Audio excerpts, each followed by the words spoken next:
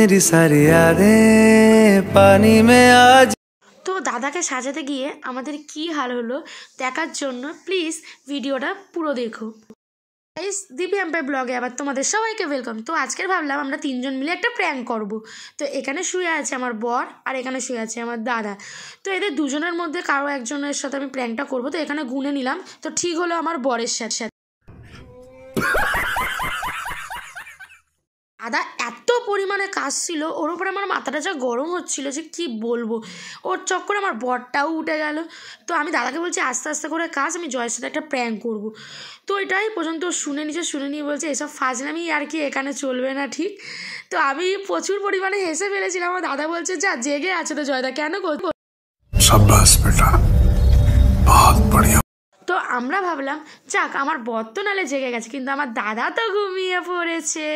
তো প্রথমেই ওকে একটা ভালো করে টিপ পরি দিলাম লিপস্টিক দিয়ে। তাও এত নড়ছিল, আমি ভয় লাগছিলো চোখে পেস্ট করলে হাতটা যে ও উঠে না যায়। তারপর আমি বললাম না একটু পাফ দিয়ে করে দেখি যাতে একটু ডার্ক হয় মুখটা, একদম বিচ্ছিরি লাগে ভয়ঙ্কর টাইপের। তো আমার বর এখানে প্রচুর পরিমাণে নড়ছিল, যার ফলে আমি ওকে সাজাতে পর্যন্ত পারছিলাম না। তো তারপর আমার বোন বললো যে তুই ছাড়, তোর দ্বারাই হবে না, তুই একটা ঢ্যাঁড়স আছিস। তো আমার বোন তারপর ট্রাই মারলো, ও তো একদম ডাইরেক্ট আমার আইশ্যাডোটা নিয়ে গিয়ে পুরোর মধ্যে লাগিয়ে দিয়েছে আমার দাদার চোখে। চোখটা এত বিচ্ছিরি করে দিয়েছে যে বলার কথা না। আর হাসতে হাসতে আমার আর বোনের যা অবস্থা হচ্ছিল।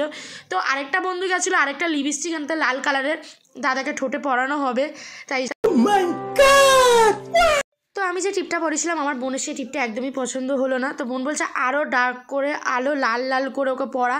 তাই আমি বললাম তুই পরা, আমি আর যাবো না, কারণ ও প্রচুর পরিমাণে নড়ছিল, আমার ভয়ও লাগছিল আমার হাতের যদি টাচ পেয়ে যদি উঠে যায়। তো এখানে আমার বন্ধু চলে এসছে লিপস্টিক নিয়ে। তো এখন দাদাকে পরাবে লিপস্টিক, ওর ভাগে মানে এই কাজটা পড়েছে। তো দেখা যাক দাদা পরতে পারবে কিনা। দাদা তো প্রচুর পরিমাণে নড়ছিল, তাই ওরা ভয়তে গিয়ে চুপচাপ আমরা তিনজনে আবার বসে পড়েছি। আবার ওরা দুজন তো ভালোই মজা করে যাচ্ছে, এ বলছে আবার একটু লুজ লাগিয়ে দেবো। তো আমার তো ভীষণ ভয় লাগছিলো যে ফাইনালি ওকে সাজাতে পারবো কি না, ও উঠে যাবে। আমি বলছি ওদেরকে আর করিস না, যেইটুখানি সাজানো হয়েছে অনেক হয়েছে, কিন্তু কেউ আমার কথা শুনছিল না। আর দুজনে মিলে বসে বসে। তো এখানে আমার দাদা পুরো উঠেই গেছিলো, খালি ও বুঝতে পারিনি যেখানে ক্যামেরাটা লাগানো আছে ঘুম চটকায়। তো আমি ভাবলাম আর इन्होंने वक्त बदल दिया, जज्बात बदल दिए, जिंदगी बदल दी। ओ भाई मारो मुझे, मारो। তো এইটা হলো আমার দাদার ফাইনাল লুক। ওকে ভালো মতন সাজাতে পারলাম না, যাই হোক। তো এখানে তিনজনে মিলে তো ডান করছিলাম, সাজানো কমপ্লিট ছিল আমাদের, খালি দাদা এবার ওঠার পালা ছিল। তো এখানে আমরা বুঝতে পারছিলাম না দাদার রিয়াকশানটা কীরকম হবে, আমরা তুলতে পারবো কি না আদেও।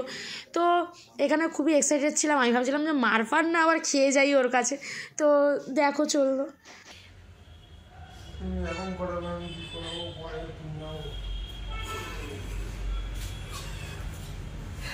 সাদা না,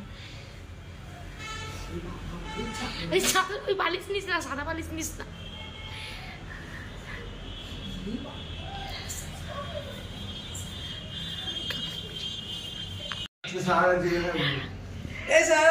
তুই কি ভাবছিস আমি তোর মুখে কিছু করেছি? উঠে দেখ। হ্যাঁ